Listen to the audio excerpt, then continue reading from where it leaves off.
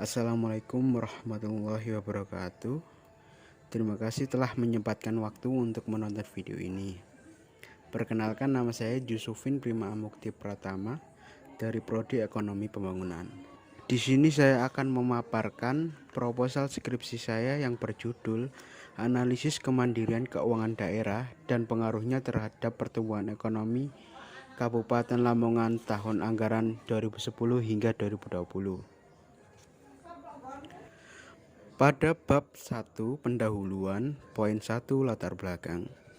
Indonesia merupakan negara demokrasi yang mana menganut sistem pemerintah dengan kedaulatan berada di tangan warga negara. Oleh karena itu, pemerintah dipilih dari rakyat, oleh rakyat, dan untuk rakyat. Seiring dengan berjalannya waktu pergantian kepemimpinan pemerintah, baik dari kepala daerah hingga kepala negara, menimbulkan perubahan politik nasional. Perubahan yang dimaksud tertuang dalam kebijakan otonomi daerah pada Undang-Undang Nomor 32 Tahun 2004 tentang Pemerintah Daerah. Dalam Undang-Undang Republik Indonesia Nomor 32 Tahun 2004 tentang Pemerintah Daerah, Pasal 1 Ayat 5, otonomi daerah adalah hak, wewenang, dan kewajiban daerah otonom untuk mengatur dan mengurus sendiri urusan pemerintah dan kepentingan masyarakat setempat sesuai dengan peraturan perundang-undangan. Otonomi yang diberikan oleh pemerintah pusat kepada pemerintah daerah memiliki maksud serta tujuan untuk mengoptimalkan daya dan hasil guna penyelenggaraan pemerintah daerah dalam pelaksanaan pembangunan daerah dan pelayanan terhadap masyarakat daerah. Dapat diketahui dalam Undang-Undang Nomor 32 Tahun 2004 tentang Pemerintah Daerah, otonomi yang diberikan kepada pemerintah daerah merupakan peluang sekaligus tantangan untuk pemerintah daerah. Potensi yang dimaksud yakni daerah yang memiliki potensi yang melimpah, baik dari segi sumber daya ataupun potensi lainnya, memberikan keuntungan untuk pemerintah daerah sebagai pengelola. Hal tersebut dikarenakan pemerintah daerah cenderung memiliki informasi lebih tentang daerah sehingga pemerintah dapat mengelola dan memberikan kebijakan yang sesuai dengan daerah guna mendapatkan hasil yang maksimal. Akan tetapi, otonomi juga dapat menjadi tantangan bagi pemerintah daerah apabila daerah memiliki sumber daya yang minim. Hal tersebut akan membuat pemerintah cukup sulit untuk memunculkan potensi secara maksimal. Maka dari itu, pemerintah dituntut untuk jeli dalam mengambil keputusan serta kebijakan yang akan diterapkan pada daerah. Pelaksanaan otonomi juga bukan tanpa hambatan atau masalah. Dalam pelaksanaan otonomi daerah seringkali terjadi masalah, yakni kemampuan pembiayaan pemerintah dalam penyelenggaraan pembangunan serta pelayanan masyarakat yang sejalan dengan dinamika kehidupan masyarakat. Seiring berjalannya dinamika dalam kehidupan masyarakat, maka penyelenggaraan kegiatan pemerintah juga harus terus meningkat, sehingga biaya yang dibutuhkan dalam penyelenggaraan akan bertambah. Sumber pembiayaan pembangunan dan penyelenggaraan daerah dapat diperoleh dari penerimaan daerah sendiri ataupun dari luar daerah. Sumber pendapatan yang memberikan salah satu kontribusi yang cukup berpengaruh yakni pendapatan asli daerah atau PAD, yang mana pendapatan asli daerah merupakan indikator untuk mencapai pembangunan di masing-masing daerah otonom. Kemudian sumber-sumber pendapatan yang diperoleh dari daerah dalam rangka peningkatan pendapatan asli daerah atau PAD, yakni antara lain hasil dari pajak daerah, retribusi daerah, perusahaan milik daerah, dan pengelolaan kekayaan daerah yang dipisahkan serta lain-lain pendapatan asli daerah yang sah. Pengelolaan keuangan daerah dituangkan dalam anggaran pendapatan dan belanja daerah atau APBD, di mana dalam anggaran pendapatan dan belanja daerah mencerminkan kemampuan pemerintah dalam membiayai segala kegiatan pelaksanaan tugas pembangunan serta pemerataan dan keadilan dengan mengembangkan seluruh potensi yang dipunyai oleh masing-masing daerah. Maka keberhasilan penyelenggaraan otonomi daerah erat kaitannya dengan kemampuan pemerintah daerah dalam mengelola keuangan daerah, yang mana merupakan salah satu indikator penting dalam keberlangsungan otonomi daerah. Poin 2 yakni rumusan masalah. Rumusan masalah nomor 1 yakni bagaimana tingkat kemandirian keuangan daerah Kabupaten Lamongan tahun anggaran 2010 hingga 2020. Rumusan masalah kedua yakni bagaimana hubungan tingkat kemandirian keuangan daerah dengan tingkat pertumbuhan ekonomi dilihat dari PDRB Kabupaten Lamongan tahun anggaran 2010 hingga 2020. Poin 3 yakni tujuan penelitian. Yang pertama, untuk mengetahui tingkat kemandirian keuangan daerah Kabupaten Lamongan tahun anggaran 2010 hingga 2020. Yang kedua, untuk mengetahui hubungan antara tingkat kemandirian keuangan daerah dengan tingkat pertumbuhan ekonomi dilihat dari PDRB Kabupaten Lamongan tahun anggaran 2010 hingga 2020. Untuk selanjutnya yakni manfaat penelitian. Di sini manfaat penelitian ada dua, yakni yang pertama manfaat teoritis. Poin pertama, penelitian ini diharapkan dapat mengembangkan pengetahuan peneliti khususnya tentang kemampuan kemandirian pemerintah daerah dan pengaruhnya terhadap pertumbuhan ekonomi. Yang kedua, penelitian ini diharapkan dapat memberikan manfaat akademis dalam bentuk sumbangsi pemikiran tentang kemampuan kemandirian pemerintah daerah dan pengaruhnya terhadap pertumbuhan ekonomi. Dan poin ketiga, hasil penelitian ini diharapkan menjadi bahan rujukan untuk peneliti berikutnya. Untuk manfaat praktis ada dua, yakni penelitian ini diharapkan dapat menjadi acuan dan sumbangsi informasi mengenai gambaran tentang kemampuan kemandirian pemerintah daerah dan pengaruhnya terhadap pertumbuhan ekonomi. Yang kedua, bagi penulis diharapkan dapat mengetahui dan memahami secara mendalam mengenai kemampuan kemandirian pemerintah daerah dan pengaruhnya terhadap pertumbuhan ekonomi. Berikutnya adalah bab 2, yakni kajian teori. Terdapat 3 teori, yakni otonomi daerah, tinjauan keuangan daerah, dan pertumbuhan ekonomi. Poin pertama dalam tinjauan pustaka yakni otonomi daerah. Dalam Undang-Undang Nomor 32 Tahun 2004 Pasal 1 Ayat 5, pengertian otonomi daerah adalah hak wewenang dan kewajiban daerah otonom untuk mengatur dan mengurus sendiri urusan pemerintahan dan kepentingan masyarakat setempat sesuai dengan peraturan perundang-undangan. Berdasarkan Undang-Undang Nomor 33 Tahun 2004 Pasal 1 Ayat 8, 9, dan 10 tentang pemerintah daerah, ada 3 dasar sistem hubungan antara pusat dan daerah, yaitu 1.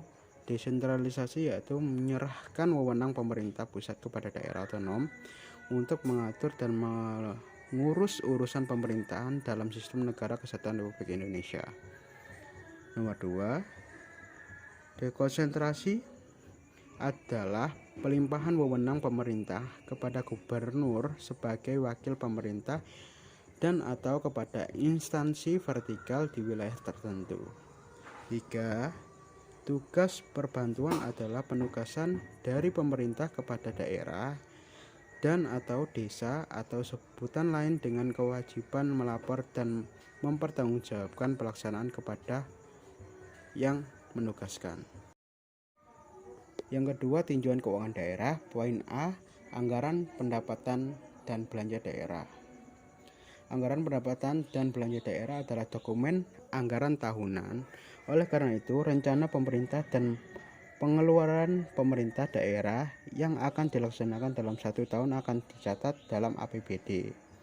Dengan demikian, anggaran pendapatan dan belanja daerah dapat menjadi cerminan kinerja pemerintah daerah dalam membiayai dan mengelola penyelenggaraan pemerintah dan pelaksanaan pembangunan di daerah masing-masing pada tahun anggaran. Pendapatan daerah yang ada dalam Undang-Undang Nomor 33 Tahun 2004 Pasal 1 Ayat 17 menyebutkan bahwa anggaran pendapatan dan belanja daerah merupakan rencana keuangan tahunan pemerintah daerah yang dibahas dan disetujui bersama oleh pemerintah daerah dan Dewan Perwakilan Rakyat daerah dan ditetapkan dengan peraturan daerah, di mana di satu sisi menggambarkan anggaran pengeluaran guna membiayai kegiatan-kegiatan dan proyek-proyek daerah dalam 1 tahun anggaran, dan di sisi lain menggambarkan pemerintah daerah guna membiayai pengeluaran yang telah dianggarkan. Poin B, pengelolaan penerimaan daerah. Dalam Peraturan Pemerintah Nomor 58 Tahun 2005 dan Undang-Undang Nomor 28 Tahun 2009. 1. Pendapatan hasil daerah. 2. Dana perimbangan. Dan 3. Lain-lain pendapatan daerah yang sah. C. Dana perimbangan. Dana perimbangan adalah dana yang bersumber dari penerimaan APBN dan alokasi pada daerah untuk membiayai kebutuhan daerah dalam rangka pelaksanaan desentralisasi Undang-Undang Nomor 32 Tahun 2004 menetapkan perubahan terhadap aliran dana dari pusat ke daerah. Dalam undang-undang tersebut, komponen perimbangan tidak mengalami perubahan, tetapi terjadi perubahan proporsi aliran dana dari pusat dan daerah. Dalam undang-undang tersebut, komponen perimbangan tidak mengalami perubahan, tapi terjadi proporsi aliran dana. D. Kemandirian keuangan daerah. Yang dimaksud dengan kemandirian keuangan daerah merupakan kemampuan pemerintah dalam membiayai sendiri kegiatan pemerintah, pembangunan dan pelayanan kepada masyarakat yang telah membayar pajak dan retribusi sebagai sumber pendapatan yang diperlukan daerah. Untuk mengetahui kemampuan daerah dalam membiayai pengeluaran daerah adalah dengan melihat lebih jauh seberapa besar kontribusi masing-masing sumber PAD terhadap total PAD dan seberapa efektif target perencanaan terhadap realisasinya. Berikut dapat dilihat yakni rasio kemandirian PAD dibagi bantuan pemerintahan pusat atau provinsi dikali 100%. Dan kriteria pengukurannya yakni skala interval kemandirian keuangan daerah dalam rasio kemandirian 0 sampai 25%, yakni pola hubungan instruktif, 25% sampai 50% yakni konsultatif, 50% sampai 75% yakni partisipatif, 75% hingga 100% yakni delegatif. Selanjutnya yakni kemampuan keuangan daerah. Analisis ini bertujuan untuk mengetahui seberapa jauh kondisi keuangan daerah dapat mendukung otonomi daerah dengan menggunakan rumus sebagai berikut. Untuk keterangan rumus, KKD merupakan kemampuan keuangan daerah dalam persen, TPD merupakan total pendapatan daerah tahun T, TBD merupakan total belanja daerah tahun T. Untuk skala interval kemampuan keuangan daerah, yakni menunjukkan presentasi 0 hingga 10%, menunjukkan bahwa kemampuan keuangan daerah sangat kurang, 10 hingga 20% kurang, 20 hingga 30% sedang, 30 hingga 40% cukup, 40 hingga 50% baik, lebih dari 50% sangat baik. Berikutnya, poin ketiga dari bab 2 kajian teori yakni pertumbuhan ekonomi. Pertumbuhan ekonomi berkaitan dengan kenaikan output per kapita. Dalam hal ini terdapat dua sisi yang perlu diperhatikan, yakni sisi output total yaitu GDP atau Gross Domestic Product dan sisi jumlah penduduk. Pertumbuhan ekonomi juga merupakan gambaran dari hasil kinerja pemerintah dalam mensejahterakan masyarakat. Pertumbuhan ekonomi selalu menjadi salah satu indikator peningkat kesejahteraan penduduk suatu daerah atau negara. Pembangunan daerah sebagai bagian integral dari pembangunan nasional tidak bisa dilepaskan dari prinsip otonomi daerah.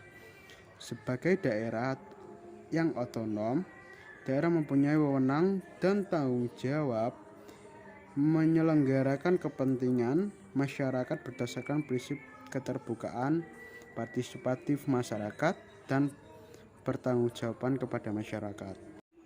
Kemudian penelitian terdahulu, di sini terdapat 5 penelitian terdahulu.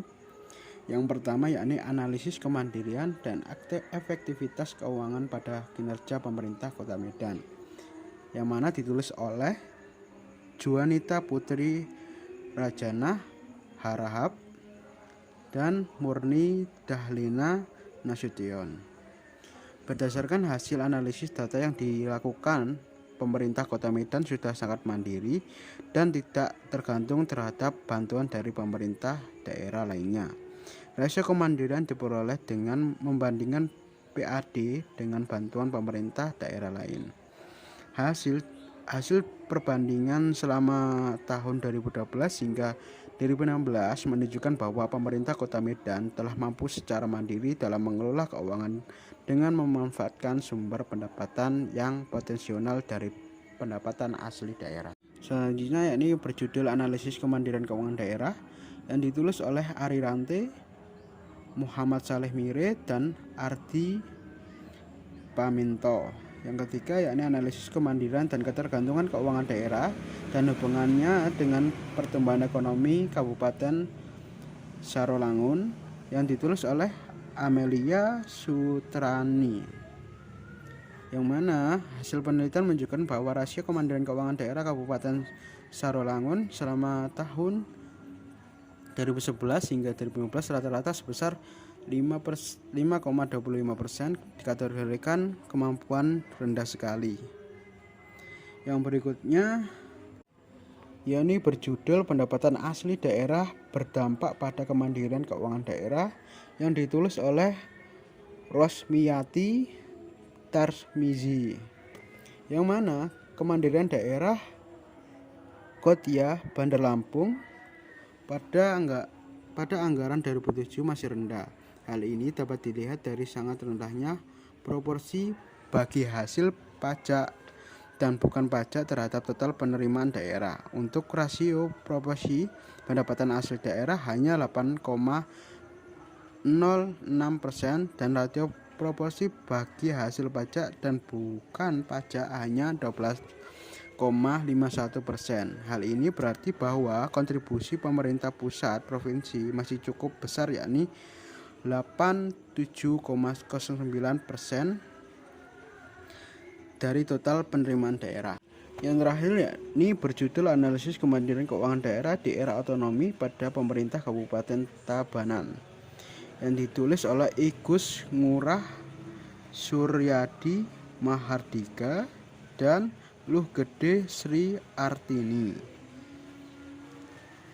Yang berdasarkan hasil analisis ditemukan bahwa rasio tingkat kemandirian keuangan daerah Kabupaten Tabanan selama periode tahun anggaran 2007 hingga 2011 adalah 16,33% dengan kriteria penilaian kurang kemampuan keuangan daerah dalam mengelola anggaran sangat baik dengan hasil sebesar 101,62%. Tingkat efektivitas pendapatan pemerintah daerah Kabupaten Tabanan sangat efektif sebesar 120,29 dan analisis tingkat efisiensi rata-rata sebesar 14,77% dengan penilaian cukup efisien. Berikutnya adalah kerangka berpikir. Tadi telah dipaparkan bahwa pendapatan asli daerah dibagi dengan bantuan pemerintah pusat atau provinsi kali 100%, maka akan menghasilkan rasio kemandirian. Begitu pula dengan pendapatan asli daerah dengan total pendapatan daerah akan menghasilkan kemampuan keuangan daerah. Setelah ditemukannya kemandirian keuangan daerah dan kemampuan keuangan daerah, kemudian dianalisis hubungan antara kemandirian keuangan daerah dan kemampuan keuangan daerah dengan pertumbuhan ekonomi daerah. Bab 3 metodologi penelitian. Yang pertama, pendekatan penelitian. Penelitian ini menggunakan pendekatan kuantitatif. Sedangkan pendekatan kuantitatif ini menurut Supriyono adalah penelitian berupa angka-angka dan analisis menggunakan statistik. Penelitian kuantitatif dimaksudkan untuk menguji sebuah teori dengan menghasilkan data olahan berupa angka yang nantinya akan dianalisis untuk melihat tidak ditolaknya atau ditolaknya sebuah teori yang diuji. 2. Yakni jenis dan sumber data. Metode pengumpulan data dalam penelitian ini dilakukan dengan studi kepustakaan. Studi pustaka merupakan metode pengumpulan data yang dapat dilakukan dengan cara melakukan pengamatan data dari literatur dan buku-buku yang mendukung. Dalam penelitian ini, mengumpulkan data diperoleh dari 1.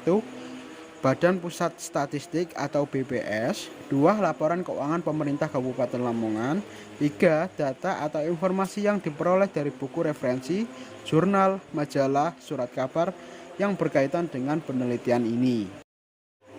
Selanjutnya yakni model analisis data. Yang pertama, rasio kemandirian keuangan daerah. Rasio kemandirian keuangan daerah yakni Pendapatan asli daerah dibagi dengan bantuan pemerintah pusat atau provinsi dikali 100%. Kemudian yang kedua yakni rasio kemampuan keuangan daerah, KKDT sama dengan TBD dibagi TBD kali 100%. Untuk keterangan sendiri, KKD merupakan kemampuan keuangan daerah dalam persen, TBD merupakan total pendapatan daerah tahun T, TBD yakni total belanja daerah tahun T. Teknik analisis yang digunakan untuk menjawab permasalahan hipotesis dalam penelitian ini adalah analisis OLS atau Ordinary Least Square dengan model sebagai berikut. Untuk keterangan model sendiri, GRW merupakan pertumbuhan ekonomi, KKD merupakan kemampuan keuangan daerah, KMT merupakan kemandirian daerah, alfa 1 alfa 2 merupakan koefisien regresi, alfa 0 merupakan konstanta, EI merupakan variabel pengganggu. Berikutnya adalah uji statistik. Untuk uji statistik sendiri di sini ada 4, yakni uji T, uji F, dan uji koefisien determinan R square, kemudian koefisien korelasi R. Yang pertama uji T, yakni bila ada yang diamati tidak stasioner dalam uji unit root, maka dicoba untuk uji integrasi. Uji derajat integrasi digunakan untuk mengenali pada derajat atau ordo diferensi keberapa data yang diamati stasioner. Kemudian yang kedua uji F. Uji F ini digunakan untuk mengetahui apakah variabel independen yang ada secara bersama-sama mempengaruhi variabel dependennya. Uji F digunakan untuk menguji signifikan tidaknya pengaruh variabel bebas secara simultan terhadap variabel terkait. Poin 3, koefisien determinan R square. Uji ini digunakan untuk mengetahui seberapa jauh variasi dari variabel bebas dapat menerangkan dengan baik variasi dari variabel terkait. Jika R square mendekati 0, maka variabel bebas tidak dapat menerangkan dengan baik variasi dari variabel terkait. Yang terakhir yakni koefisien korelasi R untuk mengetahui keeratan dependen atau kuat lemahnya hubungan antar variabel dependen dan variabel independen. Yang pertama, jika R sama dengan atau lebih dari 0,7 hingga 1, maka hubungan antara variabel X dan Y adalah kuat. Khusus untuk R lebih atau sama dengan 0,9 hingga 1, hubungan tersebut sangat kuat. Kemudian poin B, jika R lebih dari 0,5 hingga 0,7, maka hubungan antar variabel X dan Y dikatakan sedang. Yang ketiga, jika R sama dengan 0,1, lebih dari 0,1 hingga 0,5, maka hubungan antar variabel X dan Y dapat dikatakan lemah. Uji asumsi klasik. Uji asumsi klasik sendiri di sini ada 3, uji multikolonialitas. Yang kedua yakni uji heterokedastisitas. Yang ketiga yaitu uji autokorelasi. Yang pertama, uji multikoliniaritas. Yang dimaksud adalah antar variabel independen yang ada dalam model regresi memiliki model linear yang sempurna ataupun mendekati sempurna. Model regresi yang baik sepatutnya tidak terjalin korelasi antara variabel-variabel independen. 2. Uji heterokedastisitas. Uji ini merupakan penyebaran data yang tidak sama ataupun tidak samanya variasi sehingga uji signifikansi tidak valid. Uji heterokedastisitas bertujuan untuk mengenali apakah dalam suatu model regresi terjalin ketidaksamaan varian residual atau kesalahan pengganggu dari satu pengamatan ke pengamatan yang lain. Bila variasi residual dari satu pengamatan ke pengamatan yang lain tetap, maka disebut heterokedastisitas atau sama variannya. Yang terakhir, uji autokorelasi. Uji autokorelasi digunakan untuk menguji apakah pada model regresi ditemui terdapat korelasi antar kesalahan pengganggu pada periode T dengan kesalahan pada periode T1. Untuk mengenali terdapat tidaknya autokorelasi dalam suatu model regresi, maka dicoba dengan uji Bruce-Godfrey test. Untuk syarat uji ini ialah jika nilai probabilitas chi-square lebih dari taraf signifikan, yakni 5%, maka data dinyatakan tidak terjadi autokorelasi. Mungkin itu saja yang dapat saya sampaikan. Terima kasih banyak telah menonton video ini hingga selesai. Dan juga mohon maaf sebesar-besarnya atas kekurangan saya dalam memaparkan proposal tersebut. Kemudian jika berkenan mohon kritik dan sarannya. Terima kasih banyak. Wassalamualaikum warahmatullahi wabarakatuh.